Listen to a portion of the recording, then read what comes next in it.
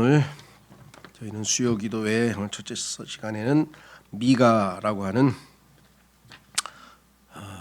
예언자가 하나님의 말씀을 기록한 책 미가서 1장을 시작하는데 먼저 개요를 조금 전체 어떤 내용인가를 짧게 머릿속에 넣고 출발하면 더 좋을 것 같아요. 그래서 그 개요를 한번 좀 보시면요.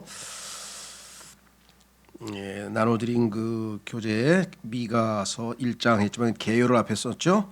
미가는 이사야와 동시대 사람입니다. 이사야서 1장 1절에 보면 나와 있고요. 그리고 호세아도 그렇습니다. 같은 시대에 활약했던 예언자들이다. 그는 유다와 이스라엘, 특히 이스라엘 북왕국 중에서도요. 이스라엘의 수도가 사마리아였거든요.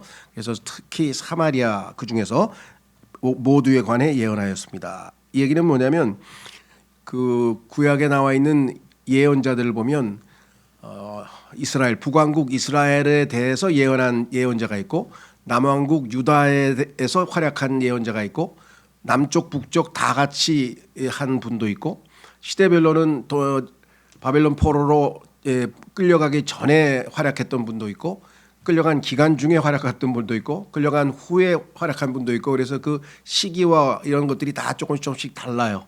근데 여기는 이제 그 소개를 하는 겁니다. 북왕국, 남왕국 두 군데 다 그렇게 예언을 한 것이고요. 그는 세 번에 걸쳐 들으라는 초청과 함께 세 가지 메시지를 제공합니다. 쉽게 7장인데요. 7장을 나눌 수가 있는데 그것은 뭐냐면 1장과 3장과 6장에서 들으라, hear 하나님의 말씀을 내가 전할 테니까 들으라 라고 하는 그 초청과 함께 세 가지 메시지를 제공합니다. 그러니까 1장에서 들으라 했을 때에는 우선 그는 다가오는 심판에 관해서 다가오는 심판을 들으라. 그다음에 이어서 미래 왕국, 그다음에는 미래 하나님께서 어떻게 왕국을 회복하시는가, 그리고 끝으로 백성으로 하여금 하나님께 돌아오라는 하나님의 초청을 선포합니다. 그래서 들으라고 하는, 물론 들으라고 하는 표현이 한 9번 정도 나와요. 그런데 이제 문단을 우리가 구분해 볼 때 이렇게 셋으로 나누어 볼 수 있다. 그는 유다 백성이 이스라엘 왕국의 슬픈 경험으로부터 배우기를 희망합니다. 북왕국이 먼저 망했죠. 북왕국 여러분들 아마 성경에 보면은 아마 그 좋은 왕, 선한 왕이 한 사람도 없는 걸로 기억이 나는데 제 기억이 정확하다면 모조리 나쁜 왕이에요. 근데 유다는 가끔 가다가 그래도 좋은 왕들이 몇 명 있었어요. 그래서 그나마 그렇긴 하나 어쨌거나 그 슬픈 경험으로부터 배우기를 희망합니다. 그러나 그들은 배우지 못했습니다. 그래서 결국은 약 100년 후에 결국은 이들도 멸망당하고 말았죠.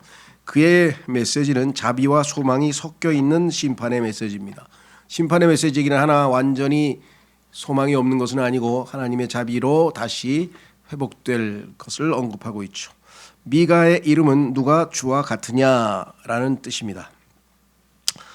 자, 그래서 우리는 이제 본문으로 한번 1장을 한번 좀 살펴보려고 합니다. 1장 우선 1절서부터 문단은 사실은 9절까지인데요. 저는 7절까지 일단 그 테마를 한번 좀 나눠봤는데 1장 부분은 마치 그 재판에 소송을 집행할 테니까 소송을 지금 진행하는 그러한 비유적 표현 비슷한 것들이 나오면서 하나님께서 어떻게 판결을 내리셨는지 그와 같은 내용이 앞부분에 나오고 그 다음에 그 심판으로 인한 탄식, 고통에 대한 이야기가 뒤에 나옵니다. 자, 우선 1절서부터 한번 살펴보도록 하겠습니다. 유다 왕들인 요담과 아하즈와 히스기야의 날들에 모라셋 쪽 미가에게 임한 주의 말씀이니 그가 사마리아와, 여기 나오죠. 사마리아가 1차적이고요. 그러니까 주로 사마리아에 대한 예언이고 그다음에 두 번째가 예루살렘이죠. 예루살렘은 유다의 수도고 사마리아는 북왕국 이스라엘 왕국의 수도이죠. 관하여 본 말씀이라 그랬습니다. 그래서 그 왕들의 시대를 알려주는 내용이 앞에 있고 그다음에는 이제 출신, 이 모라셋 족속은 저 수도인 예루살렘의 남서쪽에 있는 조그만 시골 마을로 알려져 있는데 거기 출신이라는 겁니다. 너희 모든 백성아 들으라. 오 땅과 그 안에 있는 모든 것들아 경청하라.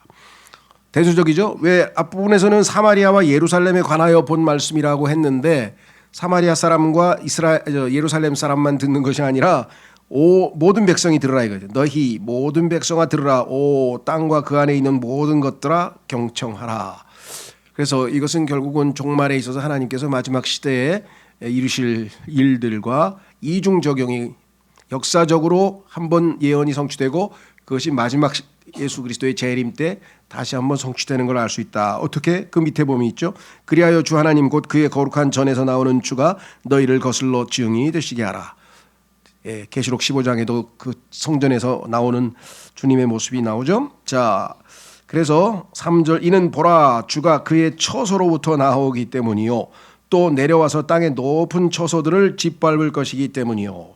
마지막 때 예언과도 정확하게 일치하죠. 그리하여 산들은 그분 아래에서 녹아내릴 것이요 골짜기들은 갈라진 틈이 될 것이요 불 앞에 밀초같이 가파른 곳에서 쏟아지는 물들같이 되리라. 정말 완전한 파괴, 정말 예수님께서 말씀하신 그 마지막 시대에 있는 그 완전한 파괴의 모습이 이렇게 아주 자세하게 묘사되어 있습니다. 5절 이 모든 것이 야곱의 불법으로 인한 것이요 이스라엘 집의 죄들로 인한 것이라. 야곱의 불법이 무엇이냐? 그것이 사마리아가 아니냐? 그리고 유다의 높은 처소들이 무엇이냐? 그것들은 예루살렘이 아니냐? 사마리아에서 행해진 우상 숭배 여러분 잘 아시죠? 거기에 이루어졌던 우상 숭배, 그다음에 유다도 마찬가지. 자, 그래서 이 한번 우리가 빠른 속도로 죄들을 한번 좀 살펴보려고 합니다. 어떠한 죄들이 열거되어 있는가? 5절에 보면 야곱의 불법, 이스라엘의 집의 죄들 이렇게 나와 있는데요. 첫 번째는 일단 1장 7절에 보니까 우상 숭배의 죄가 있네요. 그리고 그것에 새겨진 형상들은 모두 두들겨 맞아서 산산조각 날 것이요 그것의 모든 품값들이 불로 태워지리라. 그것의 모든 우상들은 내가 황량하게 하겠노라. 자, 그래서 우상에 관한 이야기가 나와 있고요. 5장 13절에도 나오는데 그건 뭐 나중에 한번 확인해 보시고요. 그 다음에 두 번째 죄는 뭐냐? 재산을 약탈해 나가는, 빼앗는 그런 죄가 2장 2절에 써 있네요. 2장 2절에 그리고 그들은 밭들을 탐내고 그것들을 폭력으로 빼앗으며 집들을 탐내며 그것들을 빼앗는도다. 그렇게 하여 그들이 사람과 그의 집을 압제하나니 곧 사람과 그의 상속 재산을 그리하는도다. 뭐 오늘 우리나라에서 언제부터 그렇게 뭐 말하나 전세 사기가 이렇게 흉흉했는지 모르겠어요. 그렇죠? 전세금 안 주고 떼먹는 사람이 이렇게 뻔뻔스럽게 많이 세상에서 산다는 게 정말 이해가 안 가는 것 같아요. 저도 평생 전세를 뭐 계속 살고 지금도 전세 살고 있습니다만은 사는데 아무런 그 돈 못 받을까봐 보증금 나중에 전세금 못 받을까봐 걱정했던 시절이 거의 없었었거든요. 근데 그냥 우리나라도 지금 보니까 똑같아요. 우상숭배 마찬가지. 그 다음에 세 번째는 거짓 예언했네요. 2장 11절에 보니까 만일 영과 거짓 가운데 살아가는 어떤 사람이 거짓말을 하여 말하기를 내가 포도주와 독주에 관하여 너에게 예언하겠노라 한다면 그조차도 이 백성의 예언자가 되리라. 거짓 예언, 오늘로 치면 거짓 뉴스에 해당하겠죠. 하여간 이게 뭐가 사실인지 오죽하면은 뭐만 얘기하면 그거는 거짓말입니다. 팩트를 체킹해 보세요. 아주 이게 유행어가 됐어요.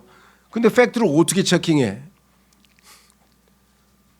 말하는 사람이 작정을 하고 거짓말을 하면 어떻게 아냐고요. 그렇죠? 예. 자, 그러니까 뭐 진술도 믿을 수가 없어요. 뭐 재판할 때도 다 거짓말을 해버리니까 어디서부터 어디가 그럼 판사는 거짓말하나? 판사도 거짓말해요. 그러니까 거짓의 영, 마귀가 거짓의 아비인데 그냥 거짓의 아비가 지금 판을 치고 있습니다. 지금 그죠? 예, 네 번째 죄는 3장에 가면 잔인함입니다. 3장 1절에서 3절에 보면 이렇게 나옵니다. 그때 내가 이같이 말하였던 오 야곱의 수장들아 너희 이스라엘 집의 통치자들아 내가 너희에게 간구하노니 들어라. 너희가 공의를 알아야 하지 아니하겠느냐. 공의, 정의가 있어야 되는데 이게 뭐 불의가 판을 치죠. 너희는 선을 증오하고 악을 사랑하는도다. 너희는 그들에게서 그들의 피부를 뜯어내고 그들의 뼈들에서 그들의 살을 뜯어낸도다. 이 잔인성이, 포악성이 극에 달해 있어요. 지금 뭐 창세기 6장에서 인간은 벌써 폭력과 폭력으로 가득 차 있고 그렇다고 주님이 말씀하셨죠. 너희는 또한 나의 백성의 살을 먹고 그들에게서 그들의 피부를 벗겨내는도다. 그리고 저들이 그들의 뼈들을 꺾고 그것들을 조각조각 써나니 냄비로 말하자면 가마솥 안에 있는 담긴 고기같이 하는도다. 요즘 뭐 사람을 그냥 이렇게 막 칼로 막 이게 하는 게 뭐 그 여성들이 당하는 범죄의 40%가 그 뭡니까 교제 살인, 뭐 교제 폭력. 언제부터 그렇게 낭만적인 교제가 잔인한 교제로 바뀌었는지 참 이 시대가 어떻게 돌아가는지를 지금 너무 정신이 하나도 없는 상황에서 우리가 지금 살아가고 있는 것 같아요. 정말 아주 위험한 때라고 주님께서 말씀하신 그것이 실감이 납니다. 그뿐만 아니라 불의한 일이 벌어지기도 합니다. 9절로 가면요. 3장 9절. 3장 9절에서 11절까지 보시면 너희 야곱의 집의 수장들과 이스라엘의 집의 통치자들아 공의를 혐오하고 모든 공평을 왜곡하는 자들아 내가 너희에게 간구하노니 이 말을 들어라. 그들이 시온을 피로 건축하고 예루살렘을 죄악으로 건축하노도다. 그곳의 수장들은 보상을 바라고 재판하고 그곳의 제사장들은 품삯을 바라고 가르치며 그곳의 예언자들은 돈을 바라고 점을 치는도다. 그럼에도 그들이 주를 의지하여 말하기를 주께서 우리 가운데 계시지 아니하냐 어떤 해악도 우리 위에 임할 수 없도다 하리라. 불의한 자들, 종교인들 포함해서 정치인들 포함해서 이런 사람들이 지금 득실되는 사회가 이스라엘 사회죠. 하나님의 심판이 임했다는 것을 뭐 누구든 다 느낄 수밖에 없는 상황. 그뿐만 아니라 부모님을 막대합니다. 미가서 7장 6절. 미가서 7장 6절.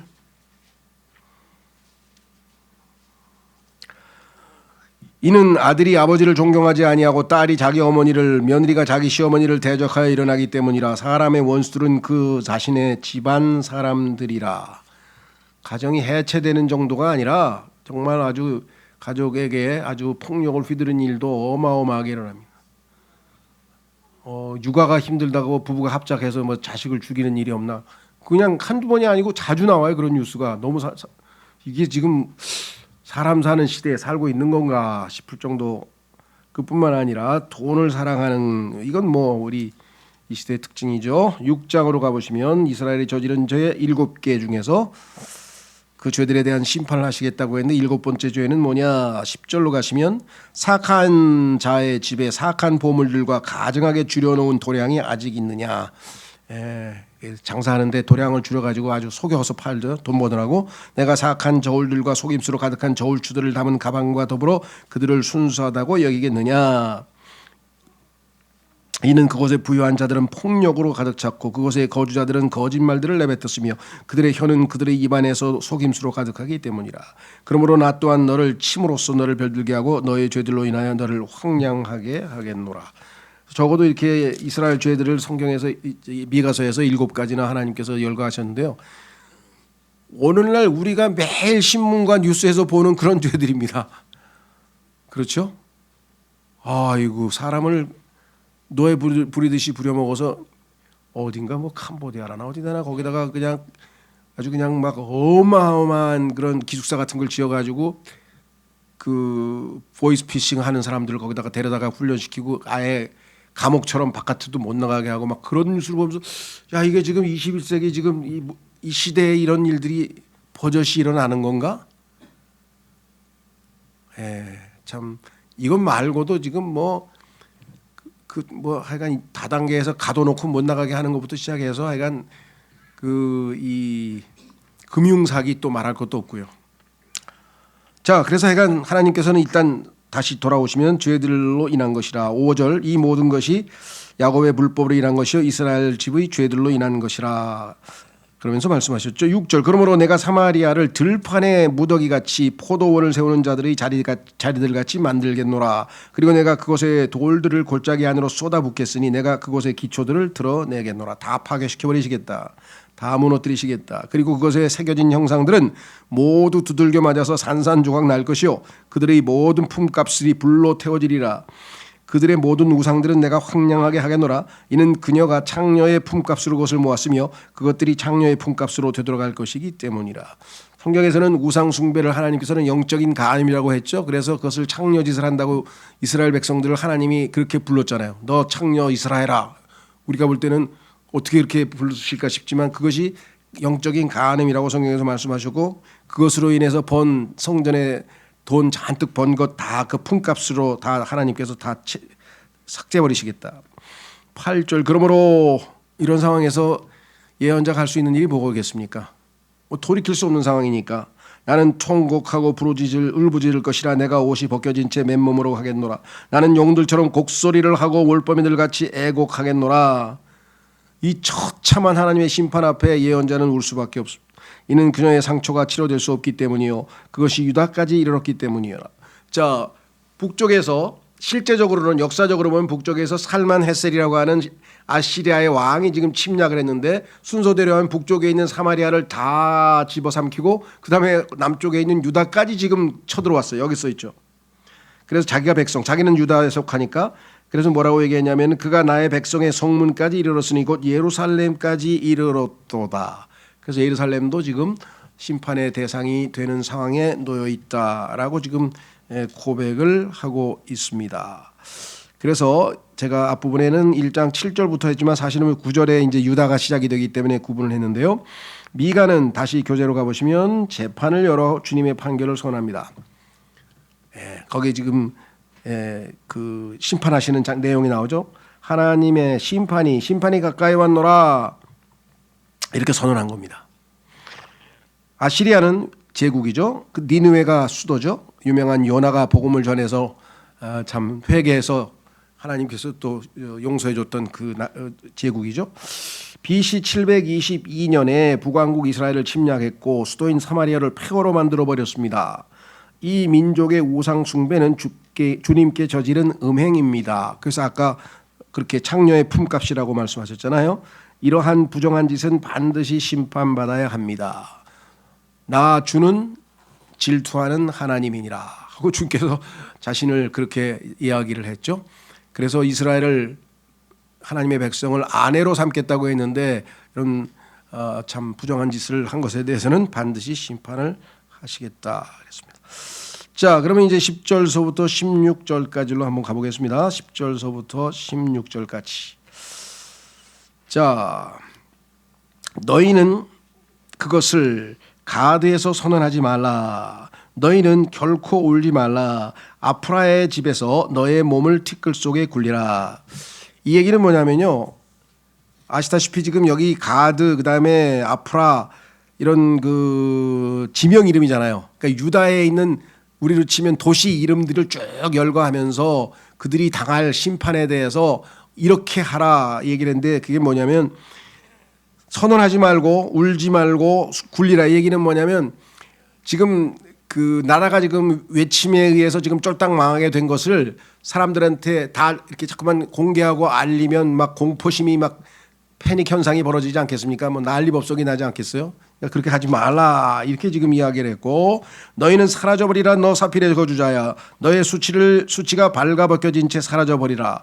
자하난의 거주자는 벳에셀이 애곡하는 와중에 나오지 않았도다. 서로 돌보지도 않고 이 애국하는 와중에 나오지도 않았다. 그가 너희에게서 자신이 설 곳을 받으리라. 이는 마롯의 거주자들이 유의 깊게 축복을 기다렸기 때문이라. 하나님께서 축복하시겠지 하고 기다렸더니 반대로 그러나 해악이 주께로부터 내려와서 예루살렘 성문에 도달하였도다. 드디어 살만 헤셀이 예루살렘까지 와서 지금 공격을 퍼붓고 있는 상황에서 이스라엘의 그 유다에 있는 도시들 이름을 하나하나 불러가면서 그곳 백성들에게 해야 할 일들을 이야기하고 있죠. 13절 오 너 라키스의 거주자야. 빠른 짐승에게 병거를 매라. 빠른 짐승은 아시다시피 전쟁에서 빠른 짐승이 말이죠, 말. 자, 여기 보시면 라키스라고 하는 도시는 유다하고 저쪽에 그 팔레스타인 사람들이 지금 거주하고 있는 가자 지구 있잖아요. 저쪽에 서쪽 해안 지중해 쪽에 거기하고의 일종의 경계 지역에 있는 곳인데 그 블레셋 사람들이 저지르는 아주 부도덕한 것들을 그리고 우상 숭배를 그리고 잘못된 그런 영적인 부도덕한 일들을 제일 뭐라 그럴까 가까이서 접촉할 수 있는 그런 지역이에요. 붙어 있으니까. 그러다 보니까 이스라엘이 유다가 그 부도덕한 현상들이 영향을 입어서 넘어오게 될 때 제일 처음에 소위 말하면 전염이 이런 그 부도덕에 의해서 전염된 지역이 바로 이 라키스예요. 그래서 라키스의 거주자야 빠른 짐승에게 병거를 매라. 지금 전쟁이 임했으니까 전쟁 준비를 하라는 소리인데요. 그녀는 시온의 딸에게 죄의 시초로다.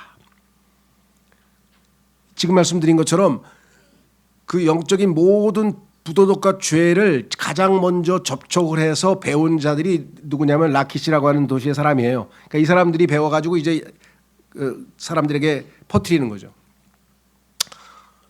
미국이 우리가 생각할 때는 지금 모르겠어요. 여러분들이 미국의 과거에 대해서 어느 정도 알고 계신지 모르지만 굉장히 그 기독교적인 그런 도덕을 갖추고 있었고 굉장히 소위 말하면 보수적인 곳이 미국이었습니다. 그래서 1935년인가 제가 기억하기 정확하게 하는데 하여간 그때까지만 해도 금주령이 있었어요. 우리 조선 시대에도 금주령이라는 게 있었잖아요. 금주령 그러니까 술을 만들 수가 없어요. 국가가 법으로 금해놨었을 정도로. 그런데 그 밀주해서 이제 파는 친구들이 있었겠죠. 예. 나중에 얼마나 우습냐면요. 역설적으로도 존 F 케네디가 1960년에 소위 말하면 대통령이 됐는데 케네디 가문이 밀주해서 술 만들어 가지고 돈 번 집안이에요. 그 집안이. 미국의 타락을 상징적으로 보여주는 거죠. 금주력이 풀리면서 아주 정말 돈만 하는 그런 자들이 아주 미국을 장악하게 되니까 돈벌레들이 장악하게 된 게 바로 그 금주령이 풀리면서부터인데 그것과 아울러서 미국을 오늘날 소위 말하면 뭐 이런 표현을 해서 하여간 뭐 있으니까 프리섹스의 원조. 우리가 생각할 때는 프리섹스의 원조가 미국으로 지금 치잖아요. 막 제멋대로 살고 막 그렇게 하는 거. 뭐 초등학교에 가면은 그 가판대에 콘돔을 파는 데가 미국이니까 그 얼마만큼 이게 엉망진창인지를 우리가 다 알죠. 그래서 미국에 가서 돈 없는 한국 사람들은 애를 교육을 시키기가 두려운 거예요. 그 돈 있는 사람은 다 사립학교를 보내. 도덕적으로 잘 가르치는데 기숙사 같은 데 이렇게 보내는데 그렇지 못한 사람은 거기 가면은 막 칼 가지고 다니는 애 막 뭐 말도 표현할 수 없는 거예요. 이런 일이 어디서 벌어졌는가? 그러니까 1945년에 미국 군인들이 유럽에 아시다시피 이제 그 2차 세계대전에 참전했었잖아요. 그런데 서구에서 가장 먼저 소위 말하면 이 자유를 내세우고 제멋대로 엉망진창이 된 나라가 프랑스입니다. 그러니까 프랑스의 그러한 소위 말하면 자유로운 분위기, 좋게 얘기해서 자유로운 분위기고 정말 그러한 이 부도덕한 그러한 것들이 만연돼 있는 그런 분위기에서 미국 군인들이 가서 그냥 헷가닥한 거예요, 그냥. 야, 이런 천국이 다 있나 싶어. 그래서 그거 배워와 가지고 미국에다가 물을 들인 거죠. 마찬가지로 요 라키시라고 하는 도시 사람들이 아이고 이 가나안 문화가 아주 그냥 굉장히 관능적이고 와 이거 뭐 대단하고 와 죽이네 뭐 이런 거야 막. 그러니까 그거 배워다가 유다의 그 사람들에게 오염을 시켜서 여기 지금 시온의 딸에게 죄의 시초로다. 불명예스럽지만 불명예가 아니지 뭐 자기들이 실제적으로 그런 짓을 했으니까. 그 우리나라는 어디가 그렇게 타락한 도시인지 모르겠어요. 미국은 지금 거의 다 해안에 소위 말하면 항구 도시들은 가장 전 세계 어디를 가도 이 타락한 도시들이 됐는데요. 성경에는 고린도라고 하는 아주 타락한 도시가 있었고 그래서 그 고린도 교회가 굉장히 거기 출신들이 많이 들어와서 그런지 하여간 이 성경에서 가장 부패한 교회로 알려져 있는데요. 자, 어쨌거나 이는 이스라엘의 불법들이 내 가운데서 발견되었기 때문이라. 그러므로 너는 모레셋갓에게 증여물들을 줄지니라. 모레셋갓은 뭐냐면 옆에 있는 도시인데 지금 우리 동네에 적군이 쳐들어와가지고 우리 다 죽게 생겼으니까 우리 좀 도와줘 하고 그 일종의 뇌물을 써라 이거죠. 악집의 집들이 악집도 이거 도시 이름입니다. 이스라엘 왕에게 거짓말이 되리라. 야 이제 조금 있으면 우리를 치면 예를 들면 천안 사람들이 대전에다가 구호 요청을 하는 거예요. 우리 좀 도와줘, 우리 좀 도와서 가지고 뇌물도 갖다 바쳤는데 곧 올게 했는데 안 와. 그래서 여기 나와 있잖아요. 뭐라고 거짓말이 되리라. 그러니까 뭐 전혀 신의가 지켜지지 않냐고 전혀 어떤 질서가 없고 이런 지경이 된 거예요. 유다가. 오 마레샤의 거주자야 그럼에도 내가 너에게 한 상속자를 데려오겠노라. 그래서 아마 상속자는 그 다음에 침략하게 될 느부갓네살을 역사적으로 언급하는 것 같아요. 왜냐하면 아시다시피 하나님께서 다윗을 보호하기 위해서 유다를 지켜주기 위해서 완전히 예루살렘은 다 몰살당하지 않고 하나님께서 지켜주셨어요. 그래서 살만헤셀이라고 하는 아시리아 왕은 예루살렘은 완전히 점령하지 못하고 이제 후퇴해서 갔는데 그 다음에 이제 바벨론 왕인 느부갓네살이 침략을 해서 결국은 무너지고 말았죠. 그래서 여기 지금 뭐라고 했냐면 너에게 한 상속자를 데려오겠노라. 그는 이스라엘의 영광인 아둘람으로 오리라. 가장 영광스러운 그 아름다운 장소인 아둘람까지 온다. 여러분 잘 아시는 다윗이 숨었던 그 동굴들, 우리로 치면 그 아름다운 동굴들이 보존되어 있는 지역입니다. 너는 대머리로 만들고 너의 어린 자녀들을 위하여 너의 머리를 짧게 깎으라. 너의 벗겨진 머리를 독수리처럼 넓히라. 이는 그들이 너로부터 포로로 끌려갔기 때문이라. 자녀가 다 끌려가고 나중에는 정말 그 참혹한 일들 중에 가장 우리에게 치사하는 아주 자극적으로 극적인 것은 유순한 여인들이 자기 자식을 삶아 먹었다는 얘기가 나오잖아요. 얼마나 극한 상황이었는지 우리가 짐작이 가겠죠. 자, 그래서 우리는 탄식이라는 제목으로 해서 한번 전체적으로 요약을 해보겠습니다. 죄송합니다. 아시리아인들은 유다 또한 침략했고 그때가 BC 701년이죠.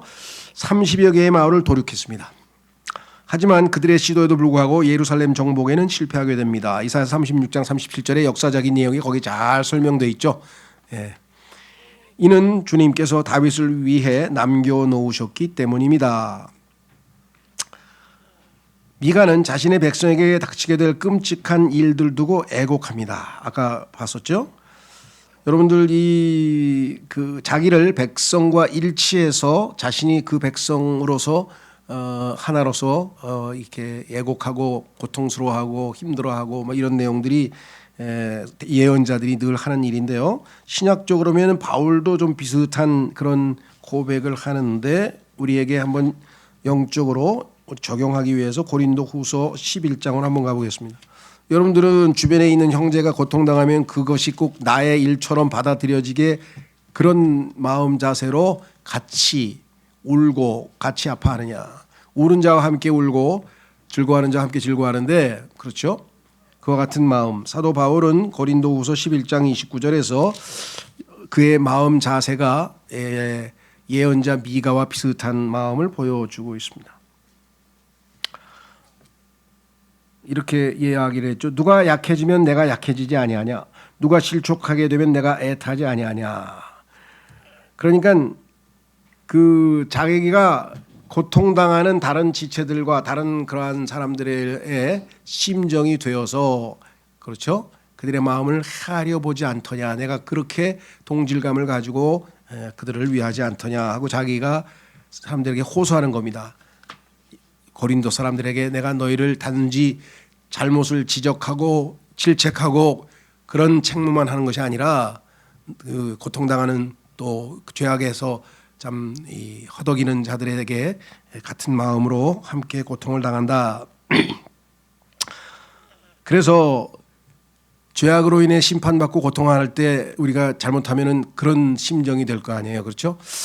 아휴, 그냥 그렇게 날뛰더니 아유 꼴 좋네, 꼴 좋아. 그렇죠. 그런 사람들이 있어요. 어떤 사람이 고통당하면 내가 그럴 줄 알았어. 하나님께서 하여간 저 형제를 한번 치셔야 된다고 내가 생각을 했었지. 아이, 이렇게 생각할 때가 있죠, 우리가. 그런데 미가는 마땅한 심판을 받는도다. 유다인들이여, 너희가 하나님을 그렇게 거역하고 하나님께 그렇게 대적하고 그렇게 벌받는 것이 마땅하도다 이렇게 생각하지 않고 이 예언자는 장례식장에서 통곡하는 자로서 행동합니다. 우리도 다가올 심판을 확신한다면 구원받지 못한 자들을 두고 통곡해야 하지 않을까요? 지금 현재 우리 사회에서도 하여간 하여간 뭐 정말 이렇게까지 그 서로 마음들이 갈라지고 서로 의견 차이가 나도 이렇게까지 막 극단적으로 대적하는 일들을 우리가 그렇게 경험치 못했던 것 같아요. 그렇죠? 하여간 참 영적인 그 심튼 증상으로 보자면 정말 뭐 마지막이 다 다가온 것 아닌가 이렇게 생각됩니다. 한번 읽어보고 우리에게도 한번 적용해 보도록 하겠습니다. 한번 찾고 마치겠습니다. 디모데후서 3장. 여러 번 반복했지만 디모데후서 3장에 보면은요. 우리가 일반적으로 마지막 날들 이야기했을 때 예수 그리스도의 환난과 예수 그리스도의 재림에 대해서 이야기를 하지만 교회 시대의 끝부분과 환난의 시작은 겹치게 되죠. 오버래핑이 되기 때문에 성경에서 교회 시대의 끝부분을 마지막 날들이라는 표현을 쓴 것이 디모데후서 3장에 써 있습니다. 디모데후서 3장에 보시면 또한 이것 1절부터 디모데후서 3장 1절 또한 이것을 알지니 마지막 날들에 아주 위험한 시대들이 오리라. 이는 사람들이 자기 자신들을 사랑하는 자들이 될 것이기 때문이니 하나님을 사랑하지 않고 하나님보다 자기 자신을 먼저 사랑하게 되는 여기서부터 이제 모든 문제는 시작이 됩니다. 남을 먼저 사랑해야 되는데 그렇죠? 제가 그 조이라고 하는 선교단체가 이름을 조이라고 지어가지고 저 사람들은 항상 기뻐하라 뭐 그런 뜻인가 보다 하고 좀 피상적으로 생각했는데 막상 얘기를 들어보니까 그게 아니고 J-O-Y, 그 조이는 Jesus first예요. 예수님이 1번. 그다음에 O는 others, 다른 사람. 나 말고 다른 사람이 2번. 그다음에 Y는 you, 너 자신 뭐야? 너는 세 번째. 이러한 자세로 살았더니 기쁨이 온다. 뭐 이런 깊은 뜻이 숨겨져 있더라고요. 자, 자신들 사랑하는 자들이 될 것이기 때문이요. 그 다음에 탐욕스럽고 오늘날 이 탐욕이라고 하는 것이 우상 숭배라고 에베소서 5장에 써 있고 골로새서 3장에 써 있는데 사람들은 내가 그래도 하나님의 자녀인데 다른 건 몰라도 우상 숭배는 안 하죠. 내가 무슨 이렇게 돌에다가 아니면 무슨 뭐 형상에다 절하고 그런 건 안 하죠. 그러나 영적인 우상 숭배는 뭐예요? 하나님보다 자신의 마음에 1순위를 차지하고 있는 그 무엇, 그게 탐욕이죠. 자만하는 자들이요. 그다음에 보세요. 교만하고 신성 모독하는 자들이며 부모에게 불순종하고 우리가 생각할 때는 부모에게 불순종하는 죄가 이렇게 큰가 그래요. 신성 모독하고 똑같은 위치에 놓여 있습니다. 감사하지 않으며 불평하는 죄도 엄청나게 큰 죄죠. 거룩하지 않고 본연의 애정이 없으며 여러분들 그 제일 대표적인 사람들이 누구냐면 사이코패스죠.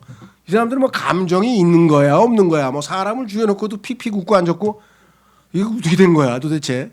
본연의 감정이 애정이 없잖아요. 인지상정이라 그러죠. 우리 인지상정.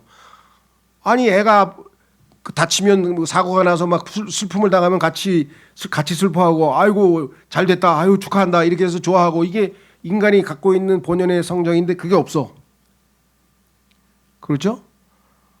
협정을 파괴하는 자들이며 이건 뭐 대한민국 정치에서 제일 정치뿐인가요? 하여간 사회적인 그 현상에서 협정을 파괴하는 자들이요. 거짓 고소다리며 우리나라가 뭐 여러 가지에서 1위라 그래요. 여러 가지에서 그래도 좋은 쪽에도 1위가 좀 있는 모양인데 전 세계에서 무고죄가 제일 많은 나라가 우리나라예요. 그냥 걸핏하면 고소야. 그냥 걸핏하면 고소야. 야, 정말 살벌한 나라예요. 자제력이 없고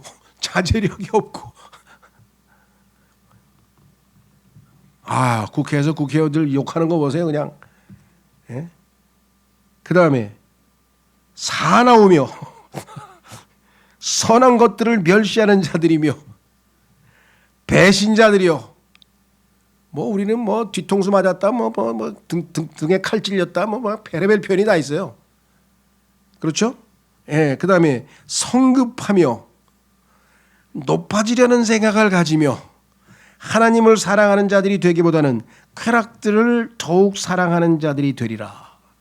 그들은 경건의 형체는 있으나 성경도 끼고 다니고 뭐 교회도 다니고 뭐 찬송도 부르고 뭐 할렐루야도 하고 막 그냥 헌금도 하고 경건의 능력은 부인하리라. 그런데 삶에서 하나님의 성품이 전혀 나타나질 않아. 이런 자들로부터 돌아서라 하면서 6절서부터는 구약에 그러한 자들의 이그샘플이 쭉 나와. 이런 자들이 과거에도 있었느니라. 지금 이런 현상을 보면서 이거 우리 시대 아니야? 우리 시대. 그렇죠? 정말 위험한 시대에 우리가 지금 살고 있습니다. 하나님이 보호하지 않으면 뭐 언제 어떤 일을 당할지도 모르는 거예요. 그렇죠? 예. 그래서 우리가 정말 정신을 차리고 깨어 기도할 때다. 오늘 참 미가서 1장을 통해서